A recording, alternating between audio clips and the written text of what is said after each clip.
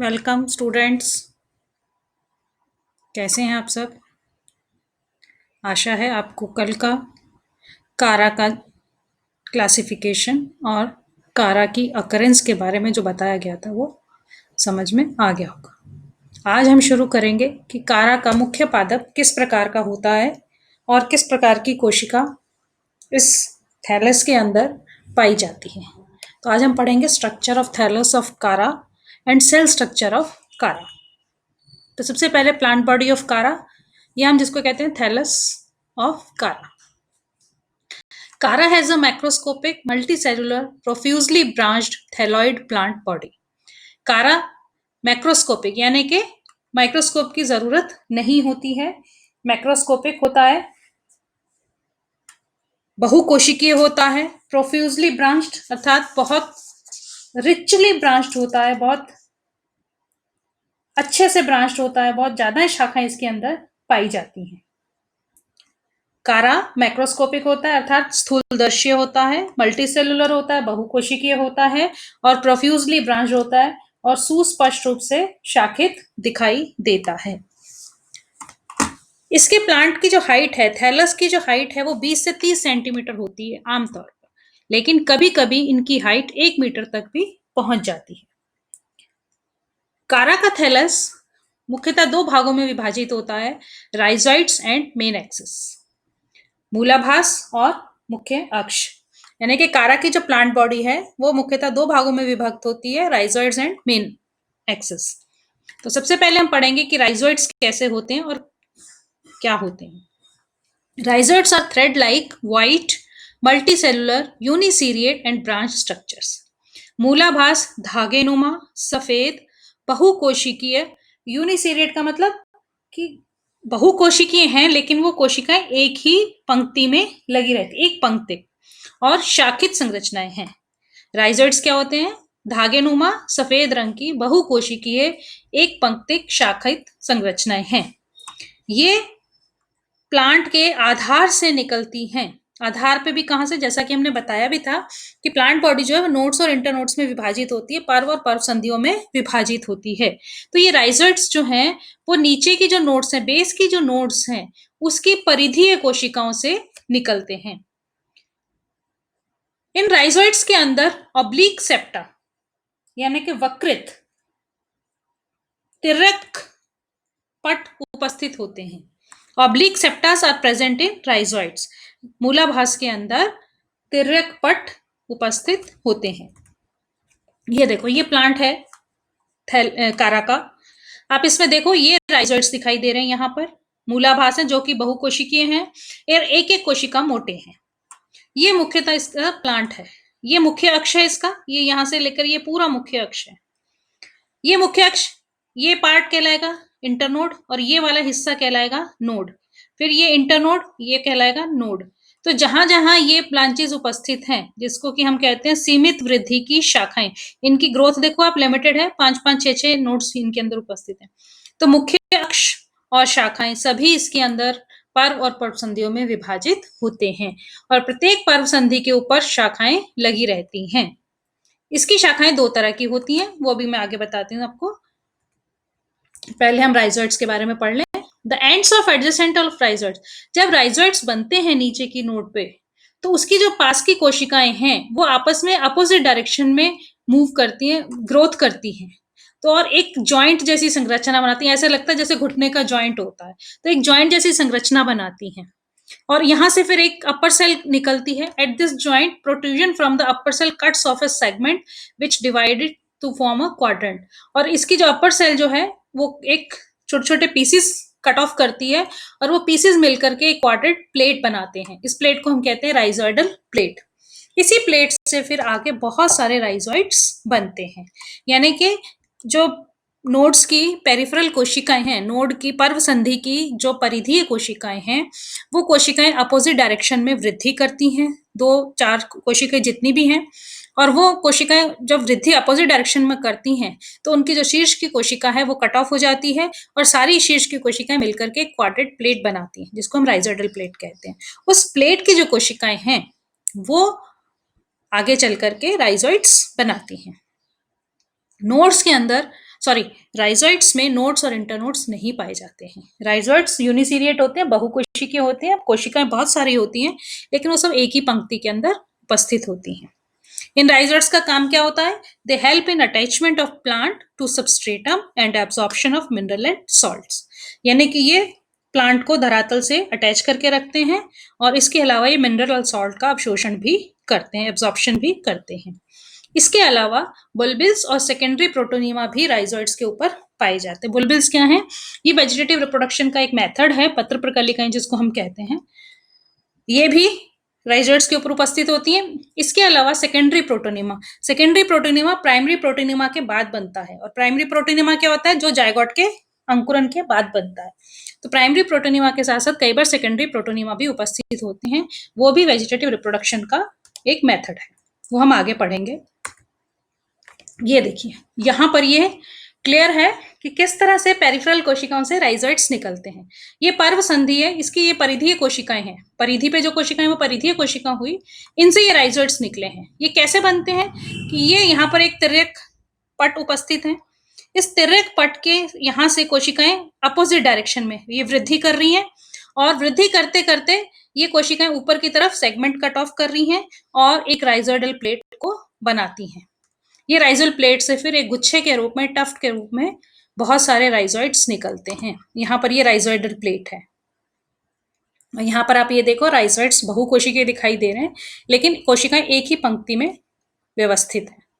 ये राइजोइडल प्लेट और ये कोशिकाएं, ये शाखित है राइजोइड्स, और पंक्ति एक ही दिखाई देती है। तो इस तरह से इसके अंदर कारा में राइजोइड्स पाए जाते हैं। अब आता है मुख्य अक्ष। मुख्य अक्ष इसके अंदर इरेक्ट, लॉन्ग, शाखित यानी कि ब्रांच्ड एपिजियल पोर्शन होता है, यानी कि वायवीय भाग होता है जो कि सीधा होता है, लंबा होता है और शाखित होता है। और ये जो मुख्य अक्ष है वो नोड्स और इंटरनोड्स में विभाजित होता है। ये मैंने अभी दिखाया भी था, अभी और आगे हम देखेंगे। इंटरनोड्स और नोड्स पर्व और पर्व संधियों में विभाजित होता है। तो सबसे पहले हम पढ़ेंगे पर्व क्या होते हैं, इंटरनोड्स। इंटरनोड्स में दो तरह की कोशिकाएं, इंटरनोड्स जो है वो दो प्रकार की कोशिकाओं के बने होते हैं। एक तो होती है एक्सियल सेल, अक्षीय कोशिका, जिसको कि इंटरनोडल सेल कहते हैं। वो बड़ी होती है, लंबी होती है और सेंटर में उपस्थित होती है, मुख्य अक्ष के केंद्र में उपस्थित होती है और साइज में लंबी होती है। उसके चारों तरफ कॉर्टिकल सेल्स उपस्थित होती हैं। ये सारी कॉर्टिकल सेल्स इंटरनोडल सेल के चारों तरफ पाई जाती हैं। कॉर्टिकल सेल्स का जो उद्गम है वो नोड्स होती हैं। ये कॉर्टिकल सेल्स कहाँ से बनती हैं? ये नोड से ही बनती हैं, लेकिन उपस्थित कहाँ होती हैं? ये पर्व के ऊपर, पर्व संधियों से ये बनती हैं और ये पर्व के ऊपर उपस्थित होती हैं। जब ये पर्व संधियों से बनती हैं, क्या चीज? कॉर्टिकल सेल्स, तो ये कोशिकाएं आधी ऊपर की तरफ और आधी नीचे की तरफ वृद्धि करती हैं, तो जिससे कि ये आधा ऊपर के पर्व को और आधा नीचे के पर्व को ढक करके रखती हैं। After originating from the node, half part of the cortical cells grow upward and the ascending filament, and the rest half part grow downwards as the descending filament. मैंने वही बताया कि जो इंटरनोडल सेल सेंटर में होती है, उसके बाहर की तरफ कॉर्टिकल सेल्स होती हैं। ये कॉर्टिकल सेल्स पर्व संधि से बनती हैं और आधे ऊपर की तरफ और आधे नीचे की तरफ ग्रो करती हैं। तो ये आधा ऊपर के पर्व को कवर करके रखती हैं और आधा नीचे के पर्व को कवर करके रखती हैं। कुछ कोशिकाओं में कॉर्टिकल सेल्स, कुछ प्लांट की स्पीशीज में कॉर्टिकल सेल्स अनुपस्थित भी होती हैं। डिपेंडिंग ऑन द प्रेजेंस और एब्सेंस ऑफ कॉर्टिकल सेल्स की उपस्थिति या अनुपस्थिति के आधार पर कारा में दो तरह की स्पीशीज होती हैं। कॉर्टिकल, जिनमें अंदर कॉर्टिकल सेल्स पाई जाती हैं, उनको हम कहते हैं कॉर्टिकेट स्पीशीज। जैसे एग्जाम्पल है कारा फ्रेजिलिस, कारा जिलानिका और कारा हिटाई। इसी तरह से ई कॉर्टिकेट स्पीशीज जिनके अंदर की कॉर्टिकल सेल्स नहीं होती हैं, वो है कारा कोरेलाइना, कारा सक्सिनेटा, कारा वेलेशाई, कारा ब्राउनी एक्सेट्रा। ये आपको स्ट्रक्चर यहां पर क्लियर हो जाएगा। ये है इंटरनोडल सेल, पर्व। ये पर्व है, ये जो लाइन दिख रही है ये पर्व संधि यहां पर होगी, पर्व संधि यहां पर होगी। यहां पर ये देखो आप, इसमें ज्यादा और क्लियर हो जाएगा। ये है पर्व संधि, ये पर्व, ये पर्व, ये पर्व संधि, ये पर्व, ये पर्व संधि। इस तरह से ये इंटरनोड, ये नोड, ये इंटरनोड, ये नोड, दो नोड के बीच का हिस्सा क्या कहलाता है? इंटरनोड। अब ये कॉर्टिकल सेल है इसके चारों तरफ, ये आपको दिखाई दे रही है, ये चारों तरफ क्या है, ये कॉर्टिकल सेल्स हैं। ये कॉर्टिकल सेल्स यहां से बनती हैं, इस पर्व संधि से बनती हैं, और ये आधी ऊपर की तरफ और आधी नीचे की तरफ वृद्धि करती हैं। तो आधा नीचे के फिलामेंट को ढक के रखती हैं, इंटरनोड को ढकती हैं, आधा ऊपर के नोड को, इंटरनोड को ढक करके रखती हैं। तो इसी तरह से ये सारी कॉर्टिकल सेल्स पाई जाती हैं। यहाँ पर आप यहाँ ये अब देख सकते हो कि ये कॉर्टिकल सेल्स हैं, ये लंबी कोशिकाएं हैं, और आधी ये यहाँ पर पर्व संधि होगी तो ये आधी ऊपर से ढकी हुई है और आधी नीचे से ढक करके रखती है। पर्व संधि के ऊपर नोडल सेल जो है वो दो होती है, इंटरनोड सेल एक ही होती है, पर्व संधि पे यहाँ पर दो कोशिकाएं पाई जाती हैं। इतना ही डिफरेंस होता है दोनों के अंदर। यहाँ पर और क्लियर है, ये इंटरनोडल सेल एक ही होती है और लंबी होती है और चारों तरफ कॉर्टिकल सेल्स पाई जाती हैं। ये नोडल सेल पर्व संधि की कोशिका जो दो होती हैं और इसके चारों तरफ ये कॉर्टिकल सेल्स पाई जाती हैं, और पर्व संधि की जो कॉर्टिकल सेल्स हैं उनके अंदर विभाजन होता है जिससे कि आगे शाखाएं बनती हैं या सेक्स ऑर्गन्स बनते हैं। इसलिए ये आपको इस तरह के विभाजन यहाँ पर दिखाई देते हैं। अब आता है नोड। जैसा कि अभी देखा भी आपने कि node consist of two cells surrounded by 6 to 20 peripheral cells, कि नोड के अंदर दो कोशिकाएं पाई जाती हैं और जो चारों तरफ से 6 से लेकर 20 तक परिधीय कॉर्टिकल सेल से ढकी हुई रहती हैं। हर पर्व संधि से, हर नोड से तीन तरह के अपेंडेजेस, तीन तरह के उपांग निकलते हैं, विकसित होते हैं। 3 type of appendages are developed from each node. ये कौन कौन से हैं? Branches of unlimited growth, branches of limited growth and stipulodes, यानी कि असीमित वृद्धि की शाखाएं, सीमित वृद्धि की शाखाएं और अनुपर्णक। ये तीन तरह के उपांग हर पर्व संधि से निकलते हैं। तो ये है मुख्य पादप। अब अपन इसको ध्यान से देखें तो इसमें हमें तीनों तरह के उपांग दिखाई देंगे। ये मुख्य अक्ष हुआ, इस मुख्य अक्ष से ये पर्व संधि है, ये पर्व संधि है, ये पर्व संधि, ये पूरा क्या कहलाएगा? इंटरनोड या पर्व। अब यहां से तीन तरह की शाखाएं निकलती हैं। यहां पे देखो आप, पहला तो ये शाखाएं जो कि ये छोटी शाखाएं हैं, इसको हम कहते हैं ब्रांचेस ऑफ लिमिटेड ग्रोथ या सीमित वृद्धि की शाखाएं। दूसरी शाखा आपको ये दिखाई दे रही है यहाँ पर, ये वाली, इसमें फिर और आगे शाखाएं बन रही हैं, ये कहलाती हैं असीमित वृद्धि की शाखाएं। इनकी वृद्धि असीमित होती है, ये और आगे वृद्धि करती हैं और ये भी आगे नोड और इंटरनोड में विभाजित होती हैं और इनके ऊपर फिर सीमित वृद्धि की शाखाएं लगती हैं। दो, और तीसरा यहाँ पर स्टिपुलोड्स पाए जाते हैं, अनुपर्णक पाए जाते हैं। ये इस तरह के अनुपर्णक उपस्थित होते हैं और आगे डायग्राम में क्लियर हो जाएगा। तो हम वन बाय वन लेते हैं। ब्रांचेस ऑफ लिमिटेड ग्रोथ, सबसे पहले सीमित वृद्धि की शाखाएं, इनको हम, they are also called primary laterals, इनको हम प्राइमरी लेटरल्स भी कहते हैं। सीमित वृद्धि की शाखाएं प्राइमरी लेटरल्स या प्राथमिक पार्श्व भी कहलाती हैं, ब्रांचलेट्स भी कहते हैं और पत्तियां भी कहते हैं, यानी कि उपशाखा भी कहलाती हैं, पत्तियां भी कहलाती हैं और इनको प्राथमिक पार्श्व भी कहते हैं।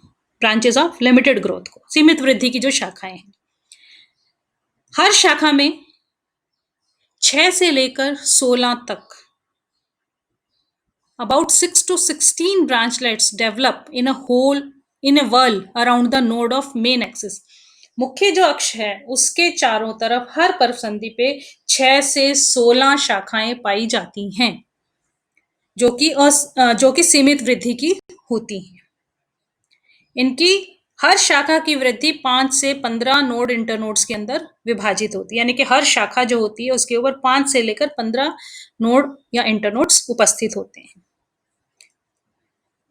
इसके जो शाखाओं के इंटरनोड्स जो हैं उनका साइज मुख्य अक्ष के इंटरनोड्स की तुलना में छोटा होता है। Internodes of these branches are shorter than those of the main axis. जो मुख्य अक्ष के ऊपर नोड्स और इंटरनोड्स पाए जाते हैं और शाखाओं के ऊपर नोड्स और इंटरनोड्स पाए जाते हैं, तो जो शाखाओं पे इंटरनोड्स हैं, जो पर्व हैं, वो साइज में छोटे होते हैं।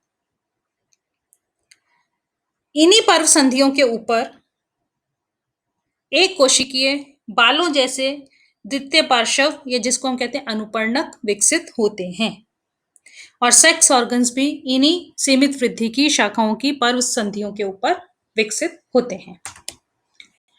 सेकंड आता है ब्रांचेस ऑफ अनलिमिटेड ग्रोथ, यानी कि असीमित वृद्धि की शाखाएं।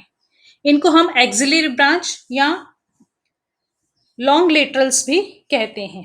एक्सिलरी ब्रांच यानी कि कक्षीय शाखाएं, और लॉन्ग लेटरल्स मीन्स दीर्घ पार्श्व भी कहते हैं।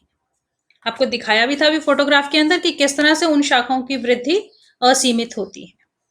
ये these are developed from the axil of the branches of limited growth. जहां से सीमित वृद्धि की शाखाएं निकलती हैं नोड में, वहीं से ये असीमित वृद्धि की शाखाएं भी निकलती हैं, और ये भी आगे नोड्स और इंटरनोड्स में विभाजित होती हैं। These branches are also differentiated into nodes and internodes like main axis. मुख्य अक्ष की तरह ये भी विभाजित होती हैं। हर पर्व संधि के ऊपर यहां पर भी ब्रांचलेट्स या प्राइमरी पार्श्व पाए जाते हैं, और ये शाखाएं इनडेफिनेटली अनंत रूप से वृद्धि करती हैं। तीसरा बताया स्टिपुलोट्स, यानी कि अनुपर्णक। तीसरे तरह के अपेंडेजेस जो पाए जाते हैं कहां पर, पर्व संधियों के ऊपर, वो कहलाते हैं स्टिपुलोट्स या अनुपर्णक। ये एक कोशिकीय होते हैं और हर नोड से निकलते हैं। जो शाखाएं हैं उसकी नोड से या पर्व संधियों से निकलते हैं। लिमिटेड वृद्धि की जो शाखाएं हैं उनकी पर्व संधियों से ये निकलते हैं। हर नोड के ऊपर the number of stipulodes at each node, हर नोड के ऊपर अनुपर्णकों की संख्या शाखाओं की संख्या के बराबर होती है, equal to the number of branchlets, यानी कि द्वितीय पार्श्व जो निकलते हैं उनकी संख्याओं के बराबर होती है।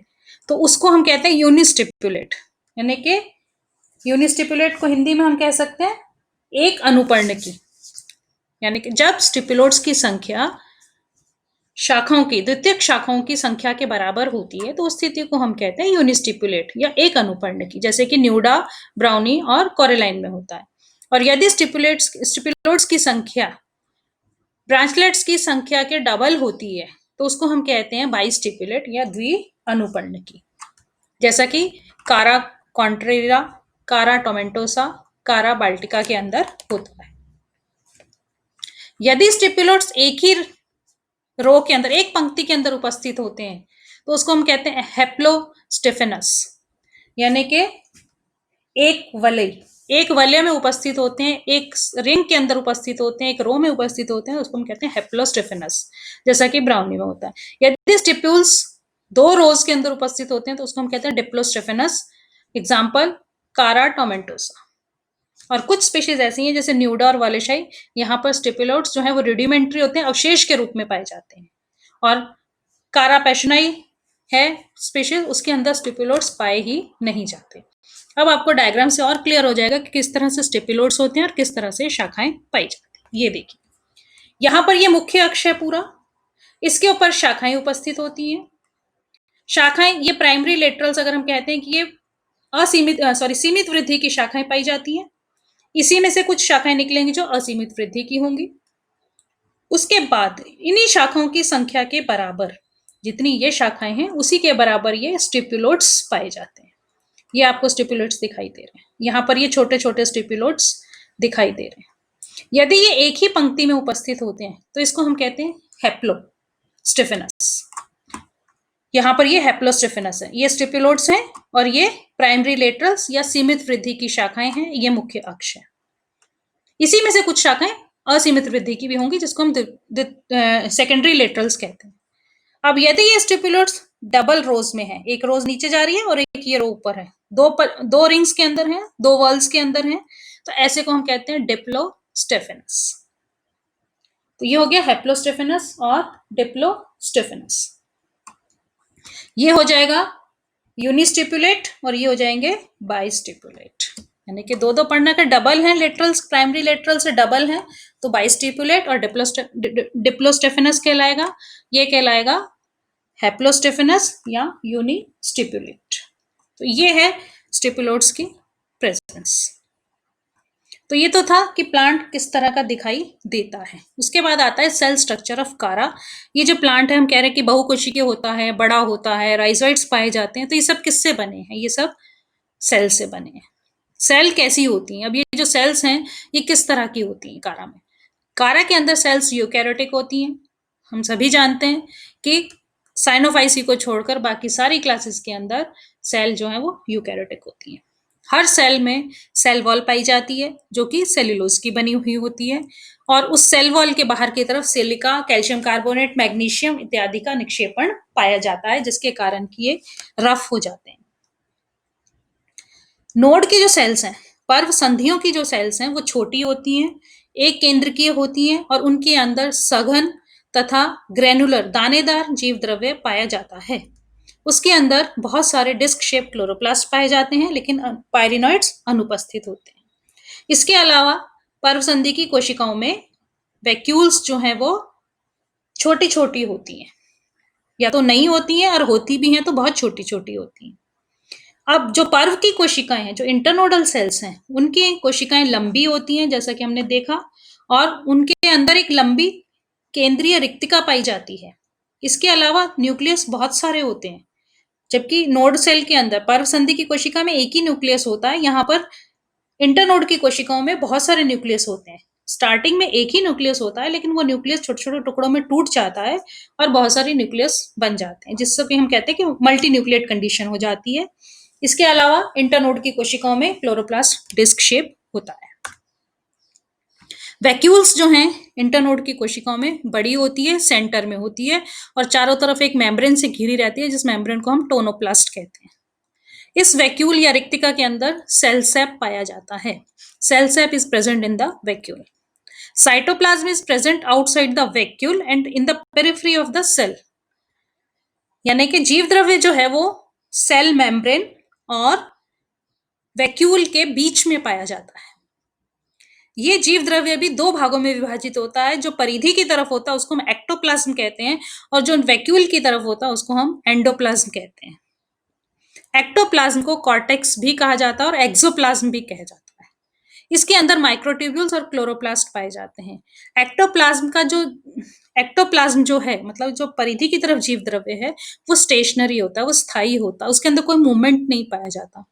जबकि वैक्यूल से लगा हुआ जो जीव द्रव्य है, वैक्यूल से सटा हुआ जो जीव द्रव्य है, उस एंडोप्लाज्म जिसको हम कहते हैं, उसके अंदर स्टीमिंग मूवमेंट पाई जाती है।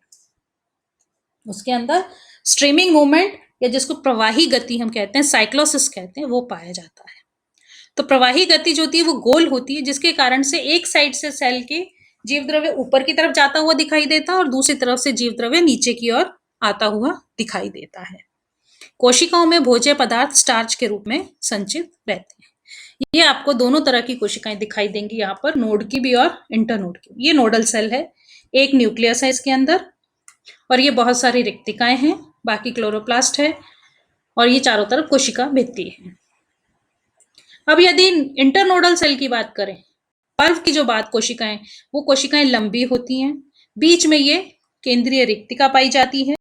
इस केंद्रीय रिक्तिका और ये चारों तरफ सेल वॉल है, सेल वॉल के अंदर सेल मेम्ब्रेन, जिसको हम प्लाज्मा मेम्ब्रेन कहते हैं, वो पाई जाती है। इस बीच के हिस्से में ये जीव द्रव्य पाया जाता है। इस जीव द्रव्य में क्लोरोप्लास्ट भी है, बाकी सारे सेल ऑर्गेनेल्स भी पाए जाते हैं। ये जीव द्रव्य भी दो भागों में विभक्त होता है। ये आप देखो, यहाँ पर आपको ये जीव द्रव्य दो भागों में क्लियर विभक्त देगा। जो बाहर की तरफ का हिस्सा है ये कहलाता है एक्सोप्लाज्म या एक्टोप्लाज्म। ये सघन होता है, थोड़ा मतलब डेंस होता है, और ये थोड़ा सा बिखरा हुआ होता है, जो कि एंडोप्लाज्म कहता है, जिसको हम क्या कहते हैं, एंडोप्लाज्म। इसके अंदर माइक्रोट्यूब्यूल्स और क्लोरोप्लास्ट इत्यादि पाए जाते हैं। आगे इसमें और देखना, यहाँ पर भी ये इंटरनोडल सेल है। आप देखो यहाँ पर ये एंडोप्लाज्म के अंदर क्या क्या है, सेंट्रल वैक्यूल तो सेंटर में है ही, प्लास्टिड भी पाए जाएंगे और न्यूक्लियस भी पाए जाएंगे। ये आपको, ये भी इंटरनोडल सेल्स हैं, और यहाँ पर ये नोडल सेल्स हैं। ये छोटी होती हैं और ये साइज में बड़ी होती है। ये भी राइजोइड्स के इंटरनोडल सेल्स हैं, स्टिपुलोइड सेल्स हैं, सब तरह की सेल्स की ये स्ट्रक्चर है कि किस तरह की सेल्स दिखाई देती हैं। इंटरनोडल सेल आपको ये दिख रही है, ये ब्रांचलेट सेल दिख रही है, यानी कि प्राइमरी लेटरल्स। यहाँ पर ये सेंट्रल सेल दिखाई दे रही है, ये दो जो कि नोड सेल हैं, पर्व संधि की कोशिकाएं हैं, ये स्टिपुलोइड की सेल्स। तो इस तरह से एक चीज आपको इसमें मेरे को स्ट्रीमिंग मूवमेंट के बारे में बताना था। हाँ, इसमें स्ट्रीमिंग मूवमेंट ये देखो पाई जाती है एंडोप्लाज्म के अंदर। जीव द्रव्य जो है वो इस तरह से साइक्लोसिस मूवमेंट है इसके अंदर, गोल घूमता है जीव द्रव्य इस तरह से असेंडिंग डिसेंडिंग ऑर्डर के अंदर घूमता है। तो जब ये ऊपर की तरफ जाता है, यहाँ पर अगर हम ये एरो देखें, ये आपको एरो दिख रहा है यहाँ, ये एरो है ऊपर की तरफ, तो ये असेंडिंग मूवमेंट है। ऊपर की तरफ जो मूवमेंट है वो कैसा है, असेंडिंग। अब जब यहाँ तक पहुंचेगा तो यहाँ से ये डिसेंडिंग मूवमेंट, नीचे की तरफ मूवमेंट है। तो सेल के दोनों तरफ साइटोप्लाज्म का मूवमेंट अपोजिट डायरेक्शन में होता है, इसीलिए वो घूर्णन गति कहलाती है, साइक्लोसिस मूवमेंट कहलाता है, प्रवाही गति कहलाती है, क्योंकि इधर से ये ऊपर की तरफ और इधर से ये नीचे की तरफ मूवमेंट दिखाई देता है। तो ये तो था कारा का सेल स्ट्रक्चर, कि कारा में किस तरह से सेल की संरचना होती है। ये कारा के इंटरनोडल सेल है, सब तरह की सेल्स ये कारा में मैंने बताई इसमें। तो नेक्स्ट हम लेंगे कि कारा में किस तरह से ग्रोथ होती है, किस तरह से नोड और इंटरनोड्स बनते हैं, किस तरह से प्राइमरी लेटरल्स बनते हैं और किस तरह से उसके अंदर रिप्रोडक्शन पाया जाता है। So thank you.